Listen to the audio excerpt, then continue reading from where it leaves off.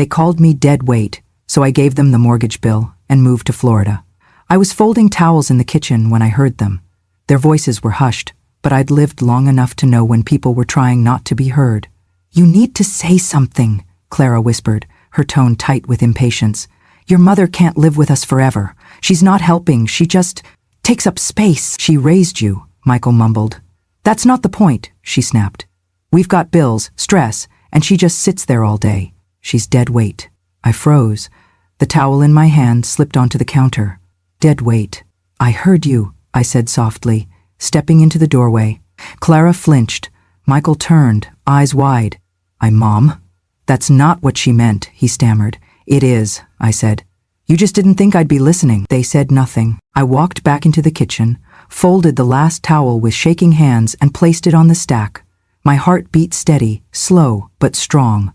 I had lived through far worse than words, but still, some words stayed. That night at dinner, I spilled a bowl of soup. My hand trembled, arthritis had been cruel lately, and the bowl slipped just as I set it down. "Seriously?" Clara hissed. Hot broth soaked the tablecloth, dripped onto her lap. "I'm sorry," I murmured, reaching for a napkin. Before I could move, she slapped my hand away, hard, then slapped my face. It wasn't the sting that hurt, it was the silence that followed. Michael just stood there. He didn't yell, didn't ask her what she thought she was doing. He just looked at me, then looked away. It was in that moment I realized he wouldn't defend me, not even against this. Then came the sound of a door opening. "Mom?" Anne's voice, my daughter, my youngest, the one I hadn't seen in over a year. She stood at the threshold, suitcase still in hand, face stunned. She had just come from signing her divorce papers. I knew this because she had called me 3 days ago, crying so hard she couldn't breathe. She saw my red cheek, the spilled soup, the way I was holding myself together with nothing but shame. Then she saw Clara, and she didn't hesitate. The slap echoed. Clara staggered back, stunned. "You touch my mother again and I will break both your hands," Hans said through clenched teeth. Michael jumped up. "What the hell, An? You don't live here." "You don't get to come in here and act like some hero." Anne turned, slowly. "You let your wife hit Mom and said nothing. You let her call Mom a burden and just stood there like a coward." "She's not helping us," he snapped. "She just takes up space, just like you, a divorced parasite who ran back to her mother the second life got hard." Anne recoiled like he'd hit her too. "You're just like her," he spat. "Both of you, useless." That's when I stepped between them. "Enough," I said. They both froze. I looked at Anne. "You're not useless." Then I turned to Michael. "And you're not my son anymore." His mouth opened. Nothing came out. I walked away, sat in my chair by the window, the one they all said I stared out of like a ghost. But I wasn't a ghost. I was very much alive, and I was done. There was a time I believed that giving would guarantee love, that the more you gave, the more you'd be cherished. I believed that loyalty, when paid forward in silence, would one day echo back in warmth. I was wrong. I sold my house to help Michael buy his. It was a small brick home I had lived in since he was 9. The paint peeled on the porch. The plumbing was stubborn, but it was mine, bought with every graveyard shift, every penny I saved by mending clothes and skipping vacations. That house saw me through widowhood, through Michael's college years, through the hardest winters of my life.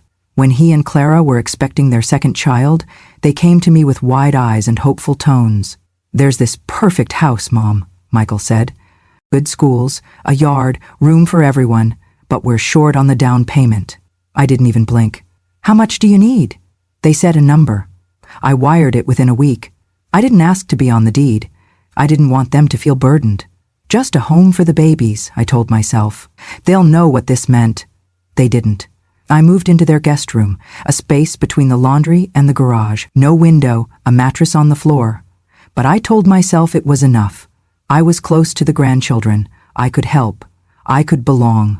And I did help, more than they'll ever admit. I watched the kids every weekday. Pickups, drop-offs, fevers, nightmares, homework, bedtime songs.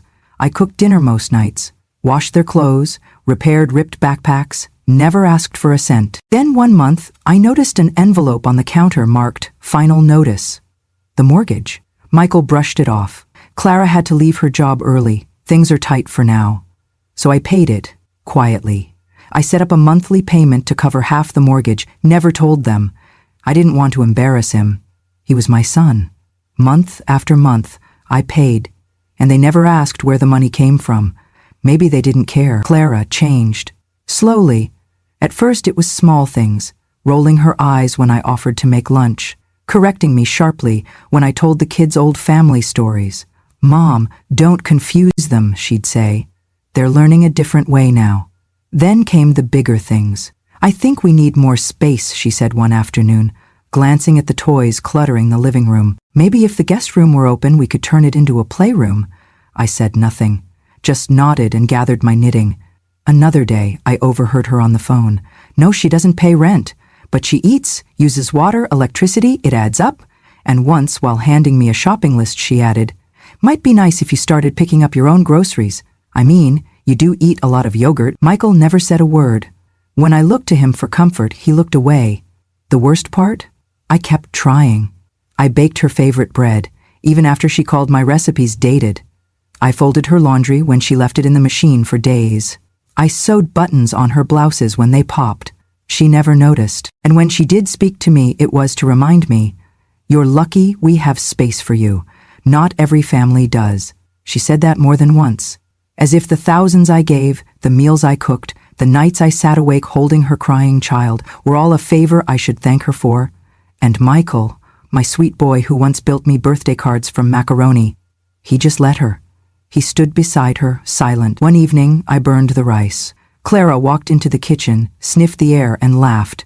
"Well, I guess you really are getting old." Michael said nothing. I sat down on the back steps that night, the Florida heat pressing into my skin, and stared at the horizon until it blurred. How many times had I given them the last slice? The warmest blanket, the best part of me? I thought of the house I gave up, the porch swing, the daffodils, my name, carved into the beam inside the pantry right beside Michael's in messy fourth-grade letters, gone, given away. Still, I stayed, because mothers stay, even when they're treated like furniture, even when their kindness is repaid with contempt, even when their name is no longer spoken with reverence but as an inconvenience. But something had shifted in me the day Clara slapped my hand away from the soup. The moment her fingers met my face, the second Michael didn't move. That shift turned into resolve, and that resolve would lead me to do something I never thought I had the strength to do. I called the bank on a Tuesday morning. It wasn't dramatic. I didn't cry. I didn't even raise my voice. I simply confirmed what I already knew, that my name was still listed as the payee on the monthly mortgage, even though I wasn't on the deed. They pulled up the file. The woman on the other end was polite, too polite, the way people are when they're reading numbers that don't make sense. "Yes, Mrs. Harper, it looks like you've been making the partial payments since July, and also an additional lump sum last December." "That's correct," I said. "And would you like to continue these payments?" "No," I said. "I'd like to stop today." Silence. "I'd also like the remaining balance, all future communications, and every financial document going forward, redirected to the homeowners, Michael and Clara Harper." She paused. "Of course, I can finalize that request today." "Please do," I said, "and email me a copy of the confirmation." I hung up, opened my laptop, and printed the letter the bank sent just 2 hours later. I folded it neatly and slid it into an envelope with the final receipt of my last payment. That afternoon, I made soup. Lentil, Michael's favorite once upon a time. I baked bread. I set the table. I placed 3 plates out, and in the center of the table, I laid the envelope beside the salt shaker. When they arrived home, I greeted them like nothing had changed. Clara walked in first, pulling off her heels and dropping them on the floor, as usual. Michael followed, his phone still pressed to his ear. Dinner was quiet, the clink of cutlery, the ticking wall clock. When the plates were nearly empty, I reached for the envelope and placed it between them. "What's that?" Clara asked without looking. I wiped my hands on my napkin. "That," I said, "is the last mortgage payment I will ever make." She blinked. "Excuse me?" I turned to her. "I called the bank this morning, told them to send everything to the legal homeowners, you two. From now on, all responsibility is yours." Her mouth opened but no sound came out. Michael finally looked up from his plate. "Mom, I heard you, I said. Last week, in the living room. I turned to Clara. You said I was dead weight. Clara scoffed. That's not. Yes, I interrupted. It is. And now I'm removing the weight. Michael's face turned red. His eyes dropped to the table. I've paid this house for 3 years, I continued. Half the mortgage, the down payment, groceries, repairs. I've cooked your meals, raised your children, stayed quiet when you rolled your eyes, and turned away when you turned cold. I reached down, lifted my small suitcase from beside my chair, and set it upright. But now, the givers are done giving. Clara stood up, her voice rising. You can't just leave. What about the kids? You can't just drop this on us? I can, I said. And I am. Michael looked like a boy again, one who'd done something wrong and didn't know how to undo it. Mom, please. Just, let's talk. I turned to him. My son. You let her slap me, I said, low and calm. You let her call me names, and when your sister stood up for me, you called her trash. You stood behind her every time, even when you knew she was wrong. His eyes filled with tears, but not a word came out. I'll be gone in the morning, I said. You'll get the keys back. You can convert the guest room. Do what you like. Where will you go? He whispered. I smiled. Where I'm not dead weight.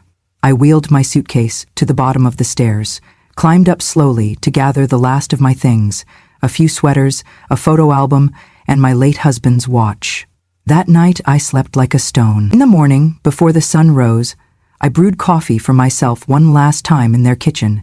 I placed my house key on the counter. No note, no goodbyes, just the click of the door behind me and the long, quiet walk toward freedom. I didn't tell anyone I was leaving. I packed what I needed, a week's worth of clothes, my birth certificate, my pension papers, the recipe box with my mother's handwriting, and the photo of Michael and Ann as toddlers in the backyard, mouths sticky with watermelon. I left the house key on the kitchen counter, next to a cooling cup of coffee.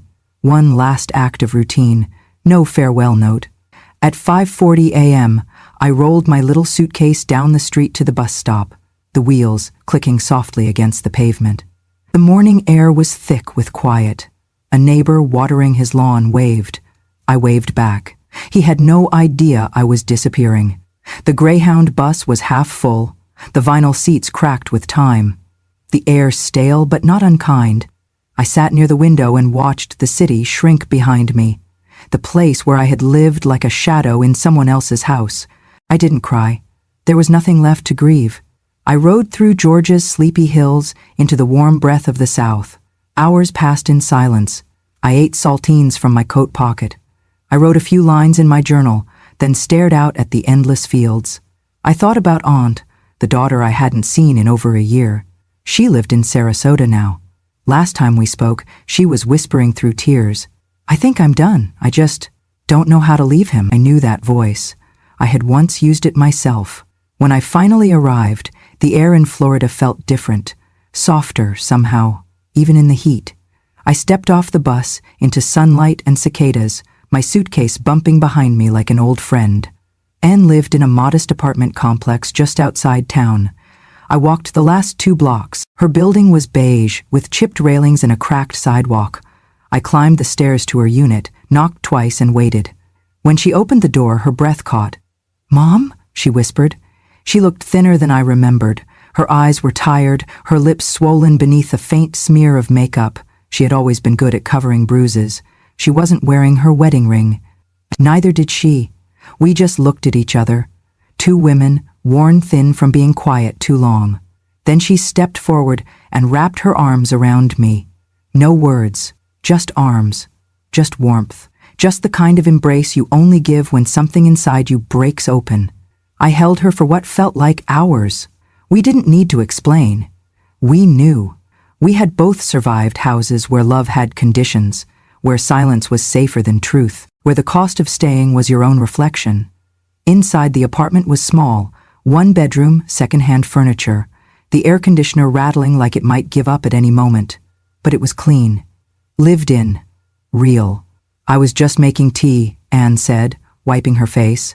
I nodded, sat down at her kitchen table, and let her pour me a cup.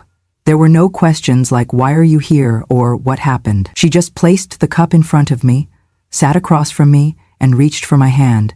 And we sat like that, no explanations, no justifications, just two women who had finally come home to each other. And SIS women didn't speak much the first few days I stayed with her. She moved quietly around the apartment, like she was always bracing for something, for someone. She flinched when her phone buzzed. She kept her back to windows, and at night, even in her own home, she locked every door, twice. I didn't push. I folded laundry while she worked late shifts. I made soup and left notes by her coffee mug. I swept the floor. I waited. One night, as the rain tapped gently against the window and we sat together on her worn couch, and finally said the words I knew were buried deep in her chest. "He calls me garbage." I turned toward her, but she wasn't looking at me. She stared at the floor like she couldn't bear to see my face. "Not just when we fight," she whispered. "All the time. When I forget to take out the trash, when dinner is late, when I speak too softly, too loudly, when I breathe wrong." Her hands were clasped in her lap, knuckles white. "He took my car keys last month, said I didn't deserve to leave, that if I left, no one would take me back, that even my own mother wouldn't want me." She looked up at me then, eyes filled with something far deeper than sadness. Was he right? My throat tightened. I reached for her hand. It was cold, trembling, so different from the small fingers I used to braid hair for before school. "He's wrong," I said firmly. "He was always wrong." Her lip quivered. She tried to speak, then broke down instead. She sobbed into my lap like a child again, and I stroked her hair like I had when she was 5 and afraid of thunder. That night, she told me everything. How the bruises weren't always from falling, how he checked her phone every night, how he once made her kneel on the bathroom floor for an hour because she bought the wrong kind of milk, how she stopped laughing 2 years ago and hadn't noticed until now. I didn't cry. I just held her, and when her tears dried, I said softly, "If you can't leave yet, I'll take you. I'll carry you out myself if I have to." She didn't respond, just leaned into my shoulder. We spent the next few weeks slowly untangling her life. She started saving her paychecks in